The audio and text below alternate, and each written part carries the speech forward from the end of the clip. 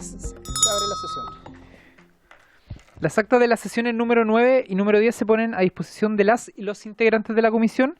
La señora secretaria dará lectura a la cuenta. Gracias, presidente. Se han recibido los siguientes documentos.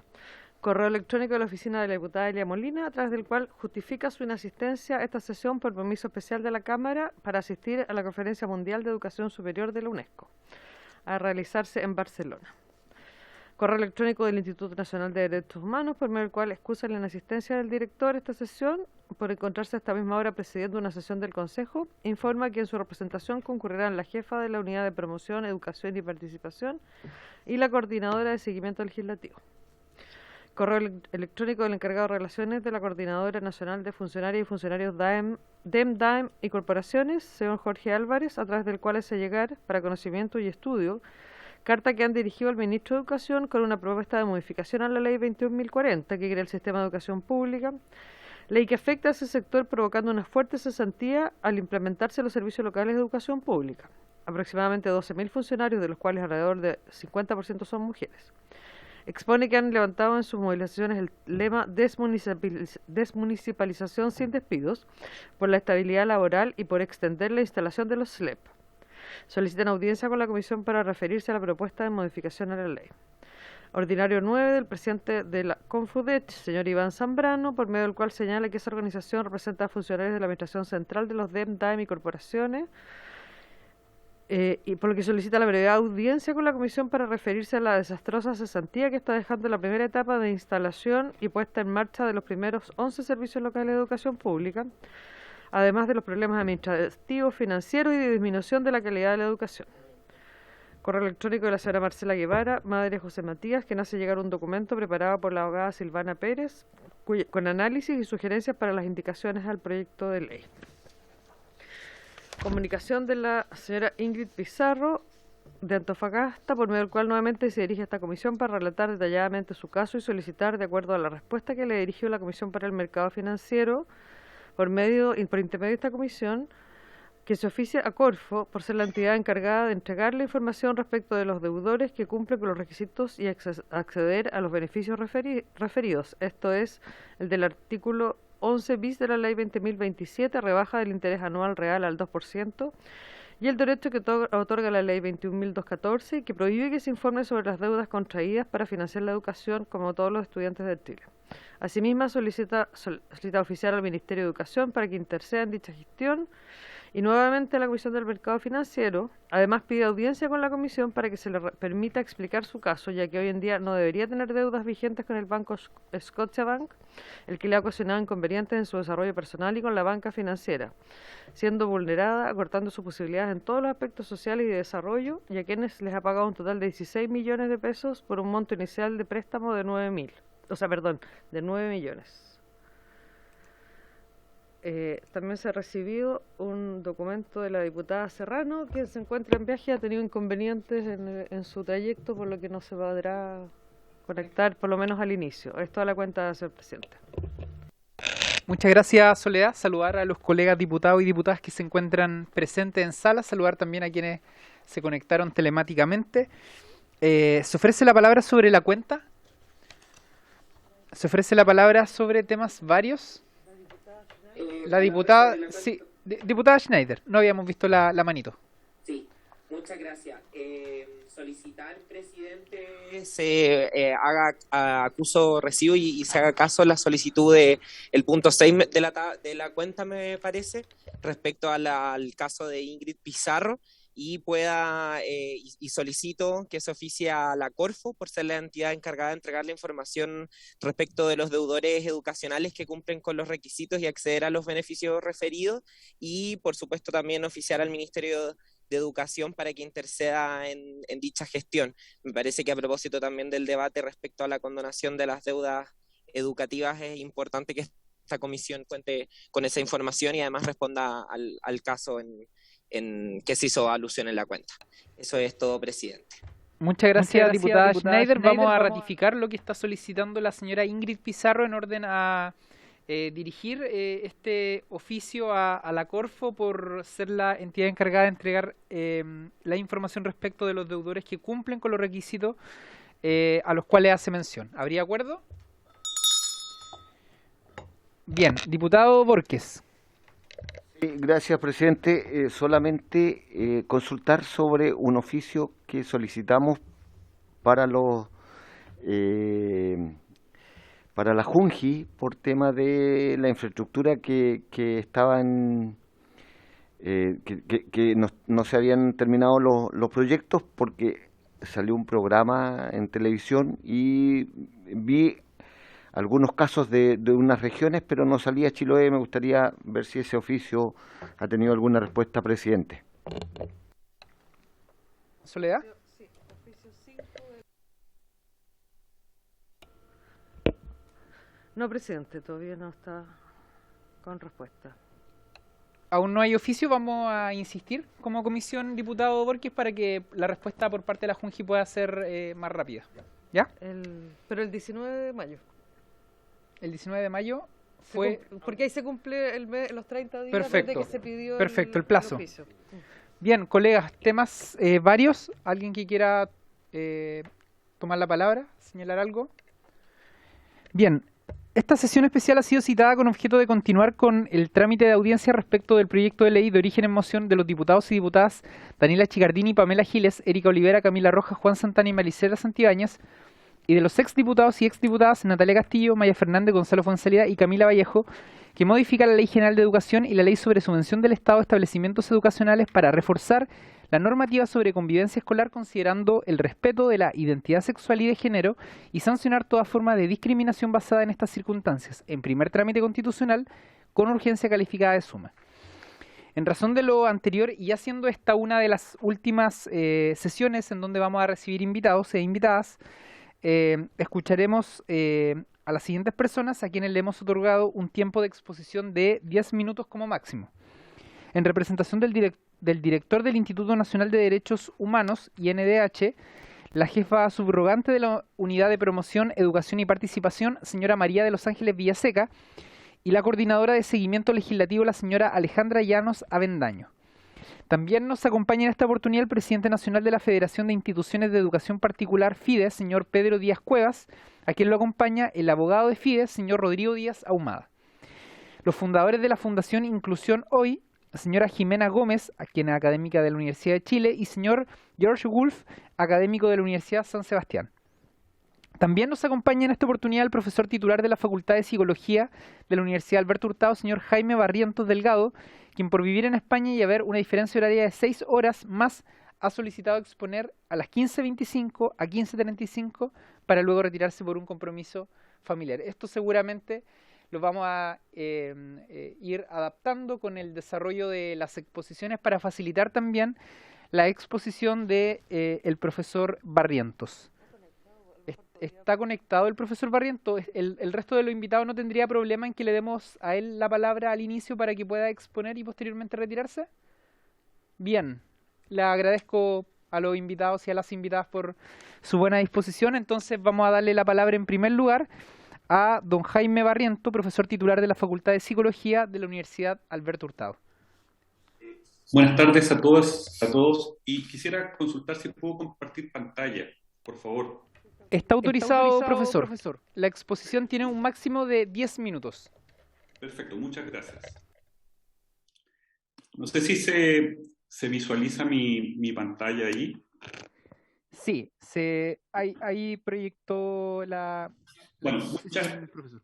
Muchas gracias por la invitación, y en primer lugar quisiera decir que como profesor lo que voy a hacer, y sobre todo como investigador en materias de diversidad sexual y de género en los últimos 15 años, voy a exponer sobre todo resultados de investigaciones, tanto nacionales como internacionales, que permitan justamente poner algunos puntos en el debate. En primer lugar, quisiera recurrir a los datos de la encuesta CACEN, la última, que indican que al menos un 1,57% de los chilenos y chilenas son gays, lesbianas, bisexuales o trans, y al menos 1,54% de estos son personas que se declaran homosexuales.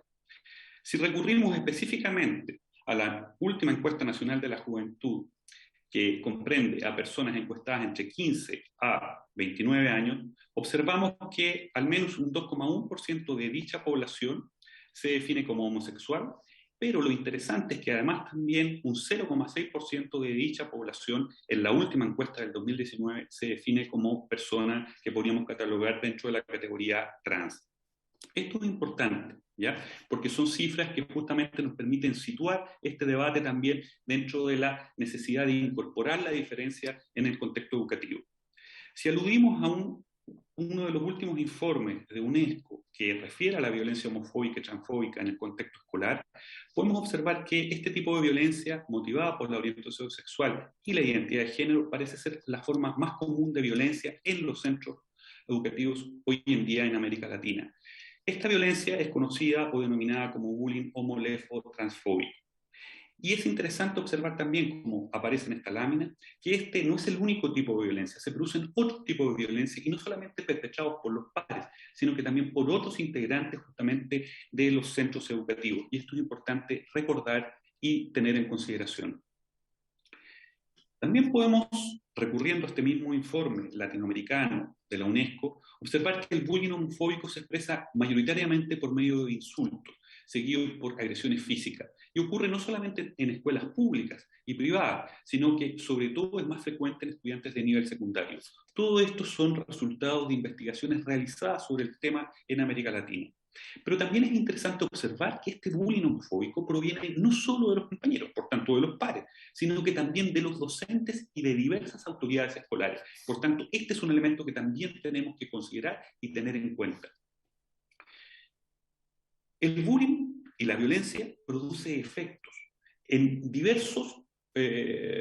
diversos tipos, tanto en la salud física como en la salud mental. Entre estos efectos se observa la depresión, la soledad, el miedo, los intentos de suicidio y los daños autoinfligidos. Y esto es un elemento importante a tener en cuenta, porque la violencia se traduce en consecuencias para los sujetos que justamente la reciben. Los temas, además de bullying homofóbico y lesbo-transfóbico y de diversidad sexual, es interesante porque no son tratados como parte de la educación en gran parte de la mayoría de los colegios de nuestro país. Y esto es un tema que justamente luego nos rebota como violencia y bullying. Muchas veces también, de acuerdo a estudios, la reacción de los profesores y las autoridades escolares suele ser indiferente a este tipo de violencia. Por tanto, aquí nuevamente hay una señal de alarma de cómo nos hacemos cargo justamente de ello en los contextos escolares. Pero no solamente el bullying afecta la salud física y mental, también afecta el rendimiento escolar, influye en el rendimiento y disminuye el interés en diversas materias entre el estudiantado. Por tanto, ¿qué duda cabe que tenemos que hacernos cargo, ¿no?, de justamente gestionar esta violencia? Aquí si observamos, este es un estudio realizado en varios países de América Latina, pero solamente les pido que se detengan en observar los datos chilenos. Observamos que un 50% de las personas estudiadas utiliza expresiones homofóbicas en el contexto escolar. Un 42% fue víctima de expresiones homofóbicas, en este caso los estudiantes. Un 91% de los estudiantes escucha insultos homofóbicos y un 41% declara haber participado en actos de bullying. ¿Qué duda cabe que estas cifras son, la verdad, demasiado altas como para que nosotros y nosotras no nos hagamos cargo justamente como sociedad de ellas? Tal como ya lo había dicho hace un rato, el bullying además afecta el rendimiento escolar. Y qué duda cabe que también nos importa no solamente la convivencia, sino que también la calidad de la enseñanza. Y en ese sentido tenemos efectos muy diversos. Por ejemplo, peores calificaciones, evitar áreas del centro educativo, tener dificultades para prestar atención en clase, o incluso un 17% declara abandonar la escuela. Y esto a mí me parece que es muy serio y es muy grave. Otros datos de la Encuesta Nacional de la Juventud nos muestran que para el 2019, casi un 30%, es decir, 1 de cada 3 jóvenes entre 15 a 29 años, declara haberse sentido discriminado alguna vez en el último mes. Y esto es una cifra realmente muy importante a considerar. ¿Por qué? Porque esta discriminación afecta la vida de nuestros jóvenes. Y si observamos la violencia en particular física, en considerando los mismos datos de esta encuesta, tenemos que un 18% en la última encuesta declara haber recibido violencia física en el lugar de estudio o en la escuela. Y por tanto, la escuela sigue siendo el lugar donde más violencia física se reporta, porcentaje que además aumenta con respecto a la encuesta previa del 2015. Por favor, observar esta cifra, tener en cuenta. Un estudio que hicimos también para la UNESCO mostraba que a nivel latinoamericano, en particular los niños y jóvenes LGBT suelen tener un elevado riesgo de victimización y la escuela es el principal lugar donde sufren discriminación. Por tanto, tenemos que hacernos cargo de ella. Esta violencia, además demostraba este informe, normalmente es ignorada por la comunidad escolar y también por la sociedad en general. Cuenta muchas veces con justamente una aceptación cultural, el uso de esta violencia, por tanto tenemos que hacernos cargo de ella. Si observamos datos, en particular, de este bullying homo-lesbo-transfóbico, que existen pocos, lamentablemente, ¿no? Observamos que para Chile, ¿no es cierto?, la violencia verbal por orientación sexual es predominante. La violencia verbal en el contexto escolar es muy frecuente, pero también la violencia verbal por orientación, expresión de género, pero también la violencia física por orientación sexual e identidad de género son muy altas. Es decir, tenemos que un porcentaje importante de nuestros y nuestras jóvenes sufren violencia, no solo verbal, sino que también física. Y lo importante es que también hay un porcentaje importante de estudiantes que denuncian comentarios que provienen de los profesores, casi un 60%, y esto es muy grave. Un estudio realizado por Alberto Hurtado mostraba en 8 escuelas que todavía persisten justamente prácticas de discriminación al interior de estos contextos y que por tanto las identidades LGBT tienen mucha dificultad para poder ser integradas. Por último, quisiera destacar 2 resultados de investigaciones en población adulta trans, mayor de 18 años, realizada en Chile.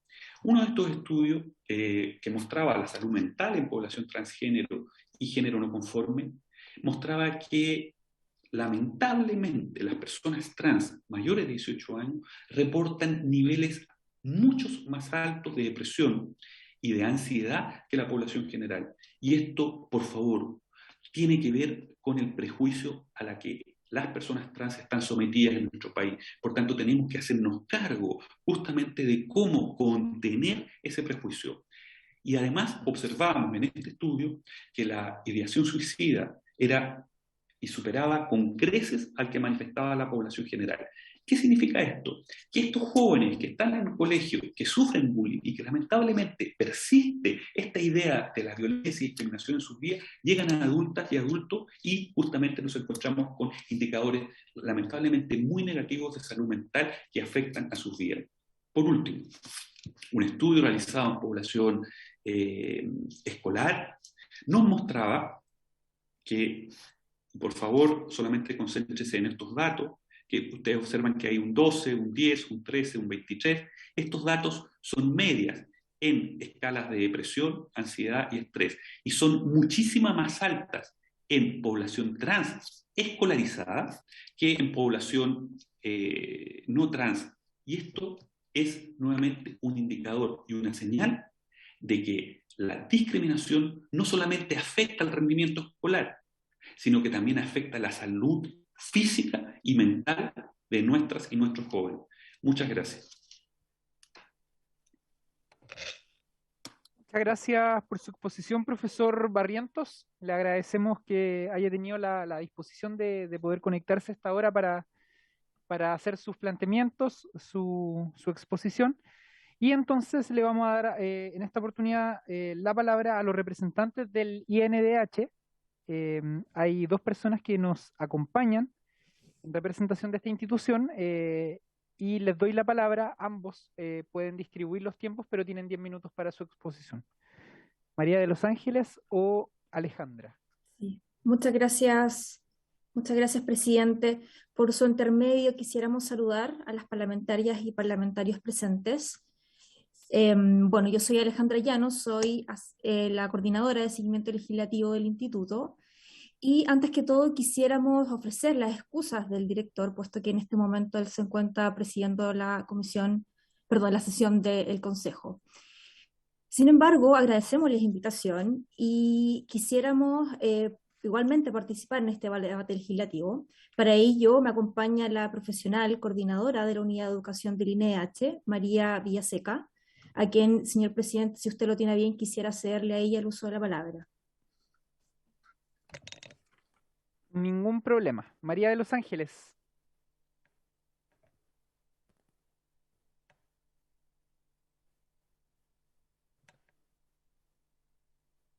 ¿Está por ahí María de los Ángeles?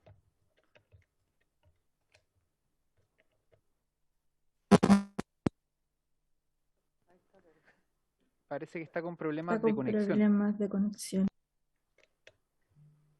Estoy aquí, justamente. María de los Ángeles, Ahí sí. Aquí estoy, ¿me escuchan? te escuchamos, pero muy bajo. Ya.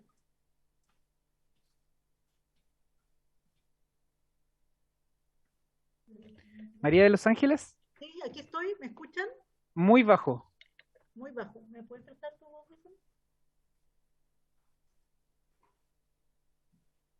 Está con micrófono.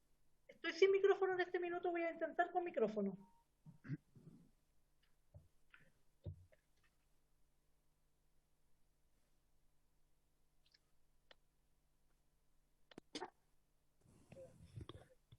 No, no se escucha ¿No se María de escucha? los Ángeles. No, ¿No? se escucha pero muy, muy bajo.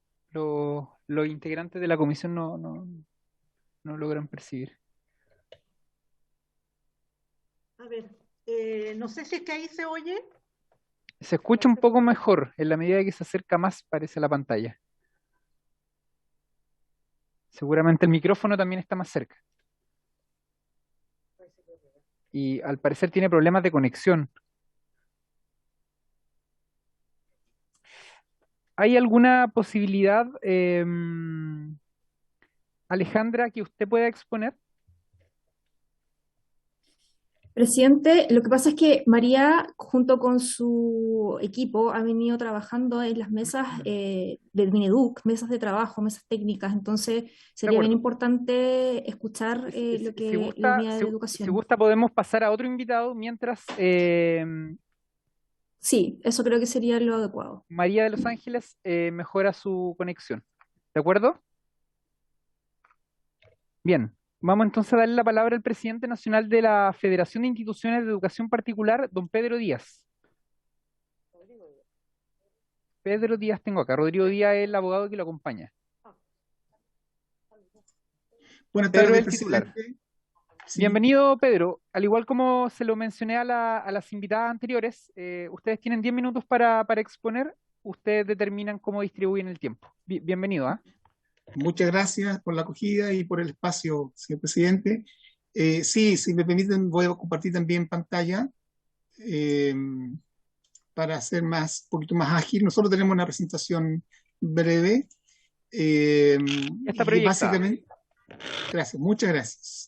Básicamente, yo, presidente, voy a exponer que como Federación de Colegios Particulares, basada en principios cristianos, la FIDE fue fundada hace más de 70 años, entre otras personas por el cardenal Silva Enrique, y siempre se ha preocupado de los valores, de la protección. Entonces valoramos profundamente la preocupación que hoy día tiene el legislador por profundizar, porque esto ya tiene un tiempo, ¿no?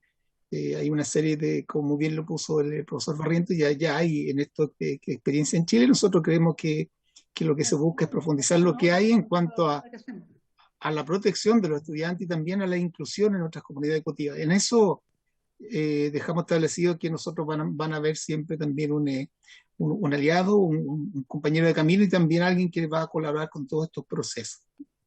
Respecto del proyecto de ley, sí mencionar un pequeño detalle respecto de, hay respetuosamente lo expongo, una preocupación por la estigmatización que vive el colegio del cual es el niño que desafortunadamente, ¿cierto?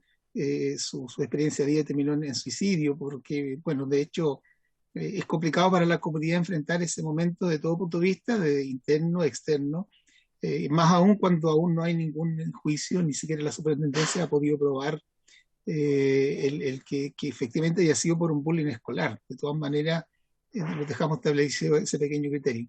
Y por su intermedio, presidente, quiero que se autorice a nuestro abogado que expondría las propuestas nuestras en relación al proyecto en sí.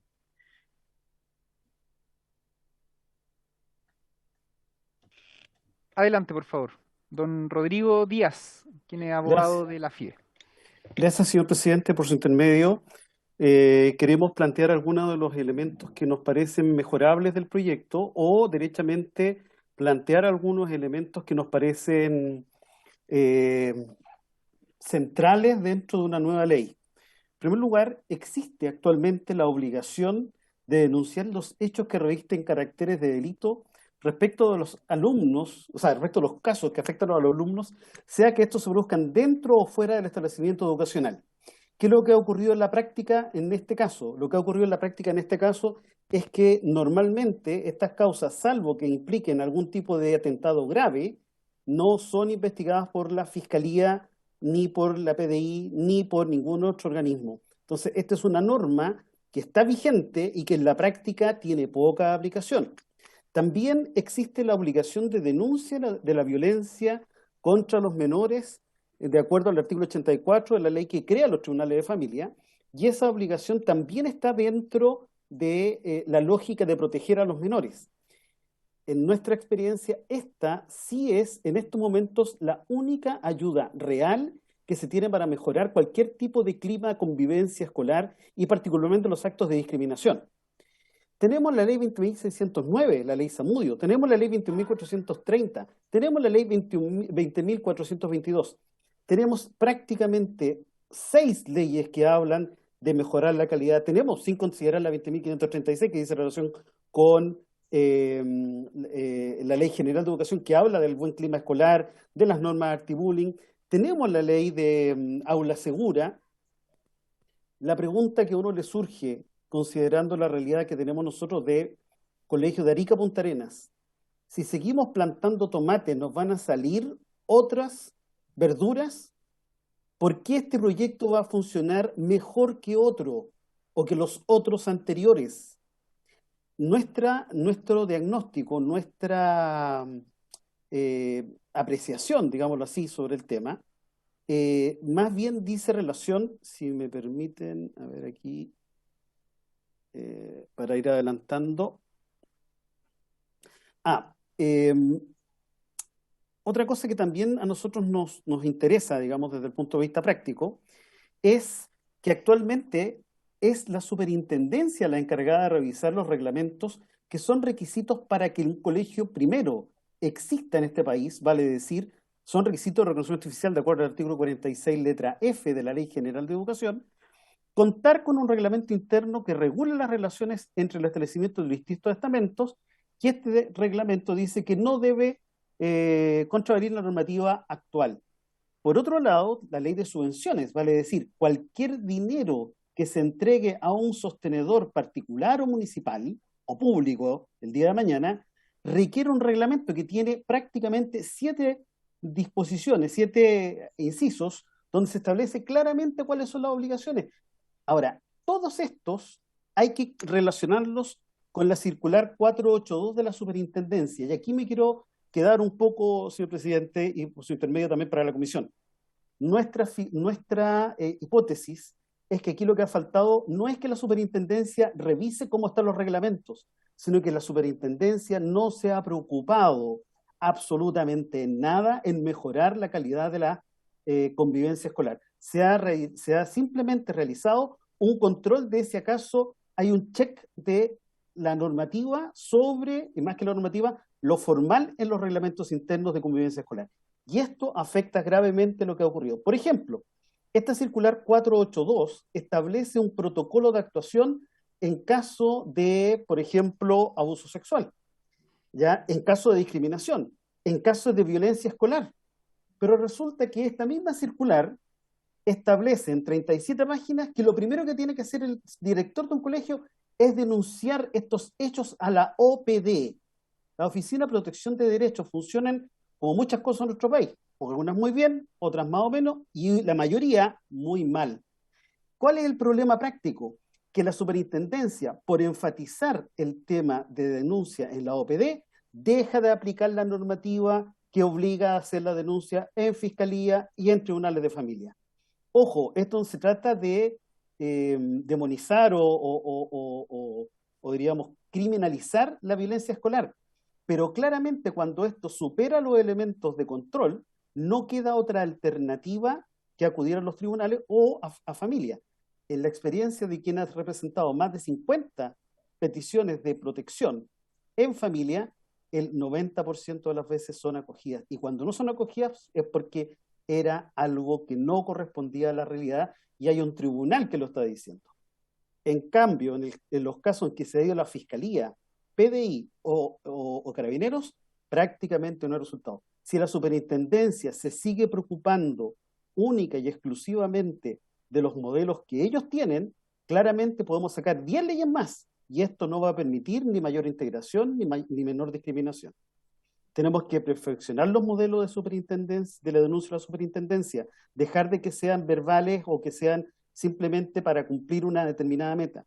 Segundo, hay que modificar y ampliar las labores de la superintendencia en materia de mediación. Hay que reafirmar las obligaciones de denuncia, tanto cuando es delito como cuando es familia, y que la superintendencia aplique modelos de reclamo cuando hay mediación, ¿ya? Nos parece también que técnicamente hay que eliminar la mención al Ministerio de Educación, ya que actualmente carece de competencia para ingresar en elementos que digan relación con modelos nacionales de reglamentos internos. Ese sería, señor presidente, nuestro aporte y muchas gracias por escucharnos. Muy amable. Muchas gracias a Rodrigo Díaz, abogado de la FIDE, y también a Pedro Díaz, quien es presidente nacional de esta misma institución, por su exposición y por acompañarnos en esta comisión. No sé si María de Los Ángeles logró... a ver. ¿Me escuchan ahora? La escuchamos. Está sin pantalla, eso sí, María de Los Ángeles. Sí, pero voy a poner la pantalla. Ahí está. Ahí sí. Ahí la escuchamos bien. Muchas gracias, señor presidente. Voy a ver si puedo compartir una presentación también. Ahí la estamos viendo ya. Ok. Bueno, junto con agradecer el espacio, lamentando los problemas técnicos que hemos tenido, yo, en representación del Instituto Nacional de Derechos Humanos, quisiéramos también aportar a la reflexión de cuál es la necesidad de un proyecto como el que se está poniendo en discusión. Y frente a 3 o 4 proyectos, como algunos de los que ya se han mencionado, tenemos algunas diferencias con lo que ha planteado recientemente la FIDE, particularmente por el punto de la eficacia. Efectivamente, compartimos el diagnóstico de que hay alguna regulación que ha tratado de abordar el tema de la violencia y el maltrato y la discriminación en las escuelas, pero que esta normativa ha resultado insuficiente para generar las garantías de protección a la niñez sobre sus derechos a vivir en un medio libre de violencia, pero que esto es un fenómeno que venimos observando y que ha sido preocupación del Instituto desde hace tiempo. De hecho, el informe anual del año 2017 tomó un capítulo que se abocó a analizar la situación de la niñez trans y donde la situación en las escuelas era uno de los focos de especial preocupación. En ese entonces nosotros participamos junto con la Superintendencia de Educación en la mesa de la cual surge la circular 768, de orientaciones sobre la inclusión de estudiantes trans en las escuelas, que ha sido actualizada en diciembre de este año por la circular 812, con nuevas indicaciones en que se ajusta esa normativa a la ley de identidad de género. El tema de la violencia contra las diversidades sexuales o las personas en función de su identidad de género ha sido un tema que ha requerido de visibilización y que aún con estas medidas administrativas requiere de herramientas que mejoren la eficacia. La ley Zamudio, que fue mencionada anteriormente, carece de herramientas de prevención. Es una de las dificultades que tiene esa ley. Y la Ley de Garantías de Derechos de la Niñez y la Adolescencia, recientemente promulgada por el Congreso y aprobada ya en vigencia, no cuenta con modificaciones para la normativa educacional, como sí la ha incorporado para otros marcos legales, particularmente lo que tiene que ver con niños bajo protección del Estado. Por lo tanto, toda su normativa busca dar eficacia a la Convención de los Derechos del Niño particularmente, pero también a las medidas que ya a nivel nacional existen en materia de protección de derechos. No tiene una bajada específica sobre el ámbito de la educación, a pesar de que en el artículo 41 dedica un acápite específico sobre el derecho a la educación, y sobre el artículo 8 sobre el tema de la igualdad y no discriminación también hace algunas referencias que son relevantes, como los procesos de identificación, de trabajo para eliminar las causas o la adecuación de los entornos físicos, ¿no? Y en el 36 sobre los deberes de contar con protocolo. El tema justamente es que hasta hoy toda la normativa que se ha apuntado hacia estas formalidades, ¿no? Que es contar con reglamentos, contar con protocolos, y no que estos sean aplicados pertinente y adecuadamente en los contextos cuando se requiere. Y ahí esta ley viene a hacer esas incorporaciones a partir de algunas medidas que refuerzan primero la gravedad de ciertas infracciones, y lo segundo es reforzar esta necesidad de que la incorporación sea efectiva a través de las modificaciones de los reglamentos. Y aquí es importante pensar en materia de los estándares internacionales referidos sobre el tema, lo que nos acaba de señalar la Corte Interamericana con respecto a la discriminación en los ambientes escolares, ¿no?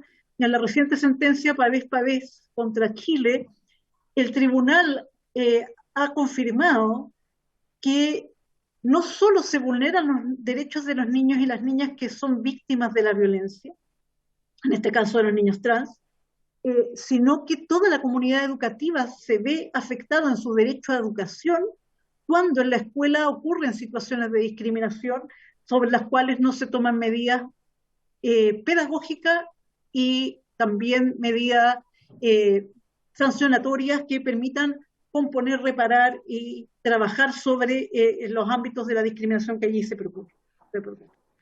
Y ahí el mandato que hace el tribunal es que los estados tienen el deber de adoptar medidas adecuadas para prevenir, no solo para sancionar, sino para prevenir las violaciones de derechos que ocurren en estos contextos y que particularmente se afectan en función de la violencia de género, la violencia sexual, la violencia contra las mujeres, y cuando hay componentes de género particularmente. Y que estas medidas, como toda medida que tiene que ver con el ejercicio del derecho a la igualdad y no discriminación, son de aplicación inmediata y no progresiva dentro del campo del derecho. Entonces, muy relevante que tengamos en vista esto, porque cuando estamos legislando sobre medidas de protección en igualdad de género para proteger contextos educacionales que contengan, que sean acogedores a los niños, no solo estamos protegiendo a los niños, sino que estamos educando a los niños y niñas y niñes de esa comunidad, sino que también estamos favoreciendo el ejercicio de derechos de todos quienes participan en esa comunidad. Este proyecto además permite o permitiría eventualmente reforzar y garantizar mejor un conjunto de derechos. El más evidente obviamente es el de vivir libre de discriminación y el derecho a identidad, pero hay otros derechos que se ven involucrados en el ejercicio de estos mismos. En particular el derecho a ser oído y a tener opinión, que ahí también hay algunas debilidades que el proyecto podría hacerse cargo. Hay un refuerzo al interés superior del niño y refuerza, como ya lo he señalado, el derecho a educación. Y en ese ejercicio no se pone en contraversión la libertad de enseñanza por reforzar los reglamentos institucionales de cada establecimiento con la normativa general de aplicación que protege y resguarda derechos en función del reconocimiento general de derechos de los miembros de la comunidad educativa.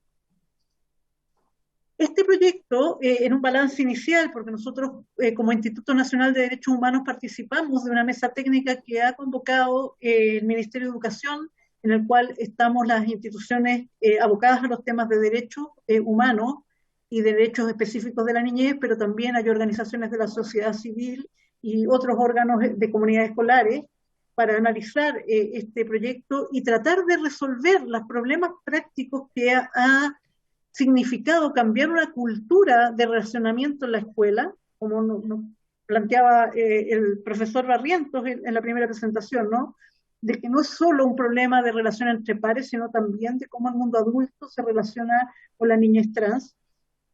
Y en esto, este proyecto recoge algunos estándares de derechos humanos, particularmente lo que ha venido discutiendo la Corte Interamericana últimamente sobre identidad de género y de la protección de niños, niñas y adolescentes en esas materias, que eso lo hace dando una señal clara sobre que este tipo de infracción, como es la discriminación, que no es solo para los temas de identidad de género, sino para otros temas, que la infracción por discriminación y violencia ligada a discriminación aumenta su gravedad, e integra medidas administrativas, como es esta relacionada con el vínculo con el pago de subvenciones. Y hay otra medida que parece particularmente adecuada, que es que profesionaliza la función del encargado de convivencia escolar, que hasta ahora podía ser ejercido por cualquier persona dentro de la comunidad educativa sin que tuviese una preparación particular para ello. Con todo, también que vemos en el proyecto algunas debilidades que sería importante trabajar. En particular, es que no solo podemos resolver el cambio de estas comunidades hacia comunidades bien tratantes con medidas sancionatorias. También es importante que el proyecto reafirme las medidas pedagógicas y curriculares para poder hacer de estos espacios un espacio que restituya relaciones dentro de las comunidades, a propósito también lo que se planteaba sobre la estigmatización de las escuelas. Y que se haga también una extensión. El proyecto solo contempla una modificación en el artículo 10 con respecto a los derechos de los y las estudiantes para su reconocimiento de identidad de género, pero no hace lo mismo con respecto al resto de los miembros de la comunidad educativa, y hoy día el caso Pavés nos pone en alerta de la necesidad de que eso sea extendido a todos los miembros de la comunidad educativa. No considera, y aquí también se mencionó, el rol de otros agentes que son relevantes en el sistema de aseguramiento de la calidad, que su rol va también en cómo se manifiesta esta relación pedagógica y también de fiscalización que acompaña a las comunidades educativas a hacer estas transformaciones y generar estos ambientes bien tratantes. Y el último aspecto que queremos mencionar en esta parte de la presentación y en la etapa que está el proyecto es que mantiene la responsabilidad de la denuncia y de atender a la situación de niños, niñas y adolescentes sobre el mundo adulto que rodea a los niños, y no reconoce no los reconoce como sujetos activos de su propia capacidad de denuncia, ¿no? Y los mantiene como sujeto de protección. Y es importante no generar nuevas barreras. Y para un niño o una niña que está sufriendo la violencia, tener que pasar por 3 o 4 denuncias para poder llegar hasta la escuela, ¿no? Que es hacia su familia o hacia otros miembros del mundo adulto para que llegue la denuncia, puede constituirse una barrera importante en estos procesos donde el tiempo y la oportunidad de la denuncia pueden ser tremendamente relevantes. Y por eso es importante que el proyecto pueda reconocer a niños, niñas y adolescentes como sujetos de activación de estas denuncias, que sean debidamente oídas y tramitadas, sin que necesariamente tengan que pasar por un mundo adulto, atendiendo obviamente a su desarrollo y autonomía progresiva. Eso es lo que queríamos compartir. Muchas gracias, señor presidente y comisión. Muchas gracias, María de los Ángeles. También para Alejandra Llanos, en representación del Instituto Nacional de Derechos Humanos. Finalmente le vamos a dar la palabra a los fundadores de la Fundación Inclusión Hoy, a la señora Jimena Gómez y al señor George Wolf, académicos de la Universidad de Chile y Universidad San Sebastián, respectivamente. No sé quién de los dos va a tomar la palabra, pero tienen un máximo de 10 minutos para poder realizar su exposición, al igual que el resto de los invitados. Buenas tardes, señor presidente. No sé si me escuchan bien. Hoy. Sí, se le escucha bien, don George. Pues muy amable, muchas gracias. Bueno, primero quisiéramos agradecer... compartir la pantalla. Ah, sí, necesitamos compartir la pantalla, si es posible, por favor. Están autorizados para hacerlo, sí. Perfecto. Perfecto, muchas gracias. Bueno, comenzar primero, señor presidente, agradeciendo la invitación que hemos recibido como fundación a la Comisión de Educación, a las diputadas y diputados. Muchas gracias. Quiero comenzar presentando a Jimena, que es máster también de la Universidad de Birmingham y es doctora de la Universidad de Cambridge en Ingeniería y es ciega, con discapacidad visual. En mi caso también como ingeniero comercial y máster en dirección de empresa y que trabajo como director de carrera en la Universidad de San Sebastián y también ciego. Por lo tanto, queremos abordar hoy día esta presentación desde ese contexto, pero también poder ampliarlo como personas que además trabajamos dentro de la Fundación de Inclusión Hoy. Dejo a Jimena para que pueda iniciar la presentación. Hola, buenas tardes a todos. Gracias por la invitación primero. Y bueno, contarles un poco que antes de plantear nuestras propuestas, queremos contextualizar más bien en relación a lo que nosotros creemos que falta acá en Chile. Ya hemos escuchado a los otros presentadores y casi todos nos han dado un diagnóstico de que efectivamente la discriminación en el contexto escolar es bastante alta, pero respecto a discapacidad acá en Chile no lo consideramos, no lo conocemos y creo que muchas veces ni siquiera lo entendemos. Tanto así que si hoy les pregunto cuál es la palabra para decir que se discrimina en contra de una persona con discapacidad, probablemente no se les va a venir ninguna a la mente. Porque sí tenemos palabra homofobia, tenemos... machismo y tenemos miles de conceptos, pero respecto a la discapacidad no tenemos en español un concepto claro para determinar que se discrimina en contra de la discapacidad. Y muchas veces esta discriminación la entendemos más bien desde el punto de vista de discriminación positiva, sin hacer ningún análisis respecto a qué implica discriminación positiva, a sentir que estamos promoviendo la inclusión de una manera que para nosotros es efectiva, pero que en estricto rigor evitar, por ejemplo, en la escuela que el niño no aprende inglés porque es ciego, no lo va a necesitar. Eso finalmente sí es una discriminación y coloca al niño en una situación desventajosa. Entonces, desde esa mirada, lo que nosotros proponemos es un cambio de paradigma respecto a cómo tratamos la diversidad. Porque acá en Chile, cuando hablamos de diversidad, lo acotamos demasiado a la identidad de género y olvidamos que la diversidad es mucho más amplia. Diversidad es simplemente que somos todos diferentes y que nos respetamos en esa diferencia. Y esa diferencia aborda multidimensiones. Un niño homosexual puede ser discapacitado, puede ser inmigrante y puede estar en una situación de pobreza. Por lo tanto, abordarlo desde un solo foco específico complejiza las soluciones. Y desde esa mirada lo que realmente debemos plantear es que cómo solucionar los entornos en los que vivimos. Necesitamos entender que las experiencias de vida, los aprendizajes, las interacciones con nuestra comunidad, con nuestros pares, con nuestros profesores, etcétera, son los actores y las dimensiones que se tienen que tratar desde el punto de vista escolar para ir haciendo un manejo más equitativo de las situaciones. Lo que necesitamos es apuntar a la prevención, como lo mencionaron en alguna de las presentaciones, y también a la corrección, pero para corregir necesitamos un plan preventivo. Y este plan preventivo debe ser bajo el prisma de lo que se considera la equidad. Y esto significa un trato justo, un trato igualitario y avanzar hacia un sistema de justicia en donde todos tenemos los mismos derechos. O sea, que basarnos en el enfoque de derechos humanos es fundamental para el manejo de la diversidad, la inclusión y la equidad, que en la mayoría de los países donde ya se manejan estos indicadores se denominan como gestión DEI, gestión de diversidad, equidad e inclusión.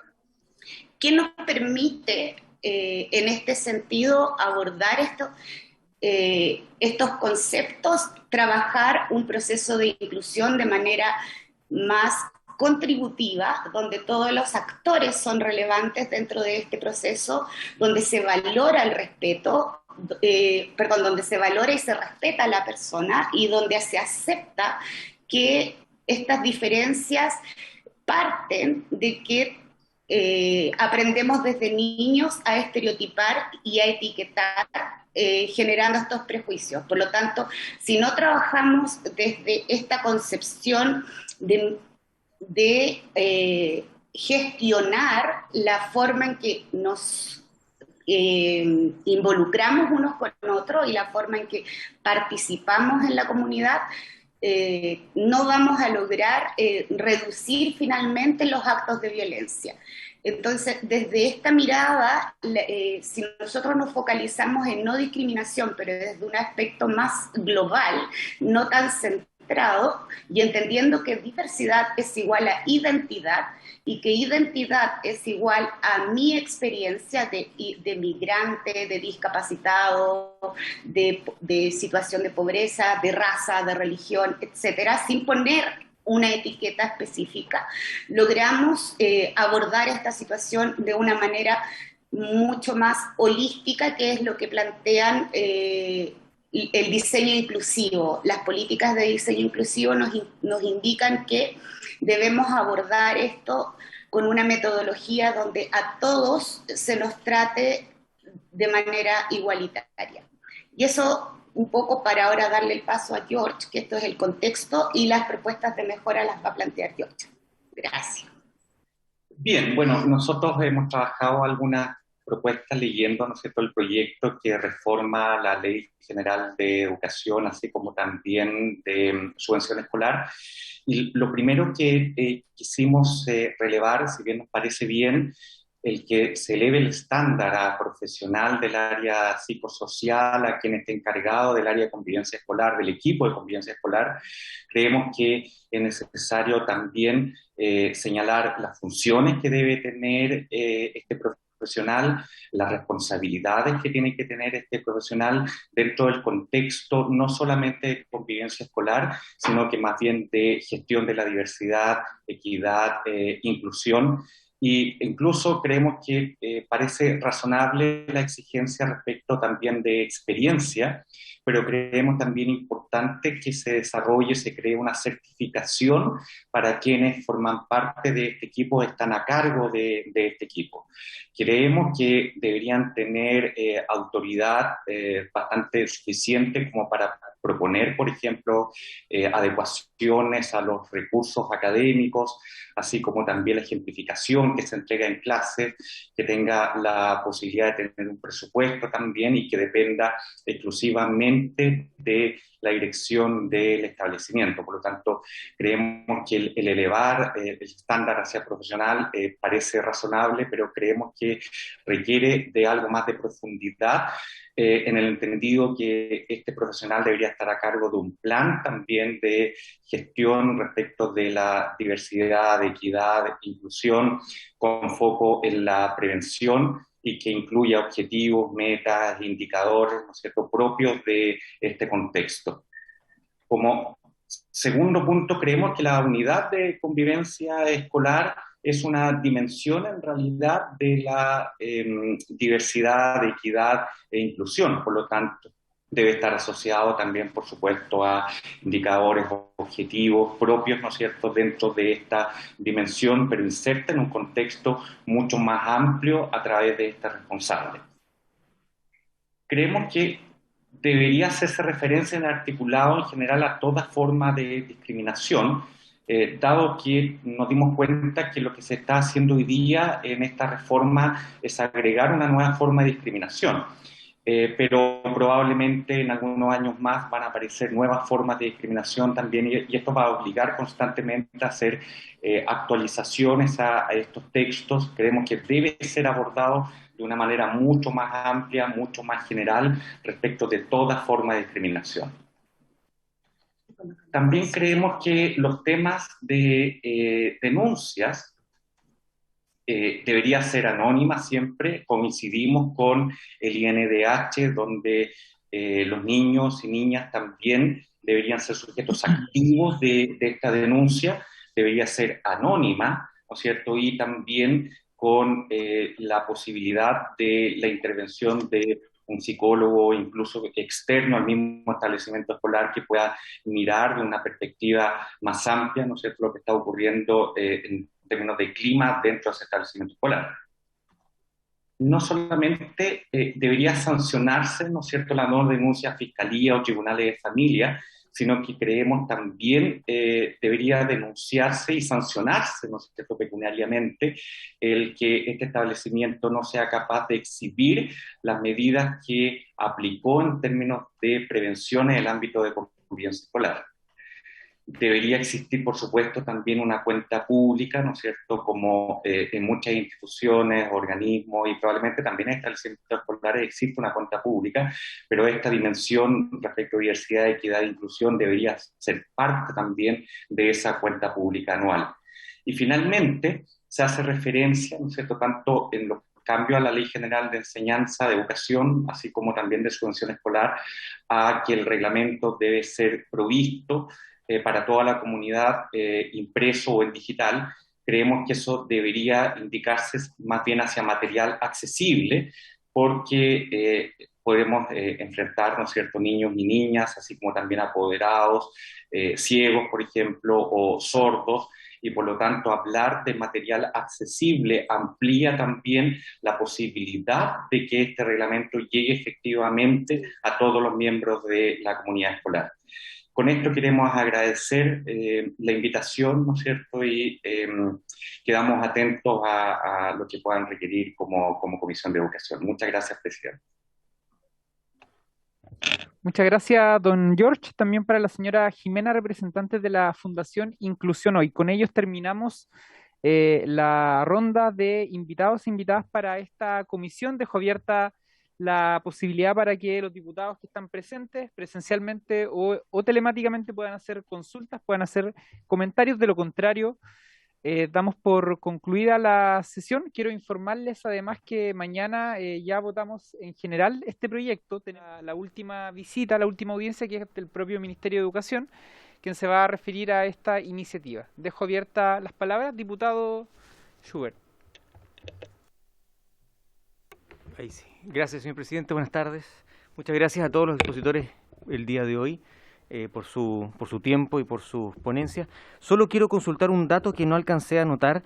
El profesor Barrientos... el profesor Barrientos no está, ¿no? ¿Sí está? Gracias. Ahí está, todavía está, que como tenía que irse.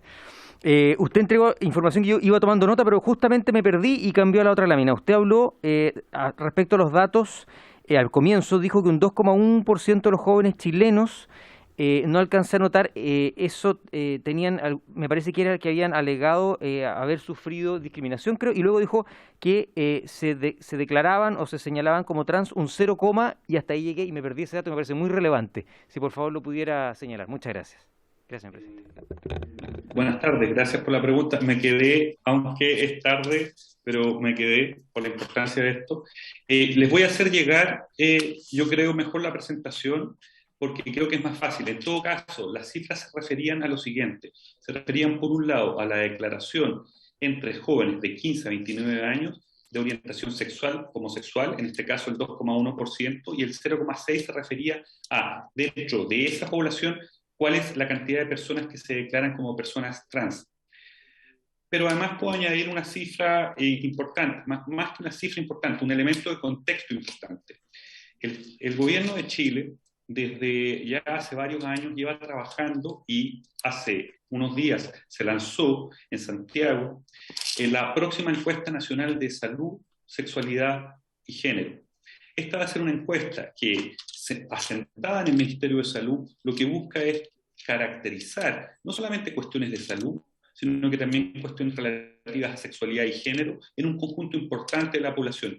Y esta encuesta tendrá también un conjunto de preguntas que lo que buscan es indagar sobre orientaciones sexuales e identidad de género, con preguntas que también indagan sobre violencia. Básicamente porque quienes justamente responden a esta encuesta, que es población general, mayor de 18 años, en 20.000 casos en todo el país, también requieren poder ser indagados y preguntados sobre hechos de violencia en el caso de ser gay, lesbiana, bisexuales o trans. Entonces va a haber también un segundo dato, pero este va a ser lamentablemente un poco tiempo más adelante sobre ello. Y el PPT yo lo enviaré en un momento para que también ustedes puedan disponer de él y puedan ver las cifras, que creo que es mucho más cómodo verlo. Gracias.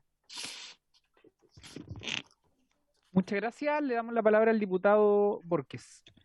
Sí, gracias, presidente, y por su intermedio, bueno, saludar a la Fundación de Inclusión INOI, que en algún momento yo era gobernador de la provincia de Chiloé, y hicimos allá un seminario y ustedes fueron a exponer ahí a nuestro territorio, así que le agradecemos y que sigamos teniendo la posibilidad de compartir con ustedes este proceso de inclusión.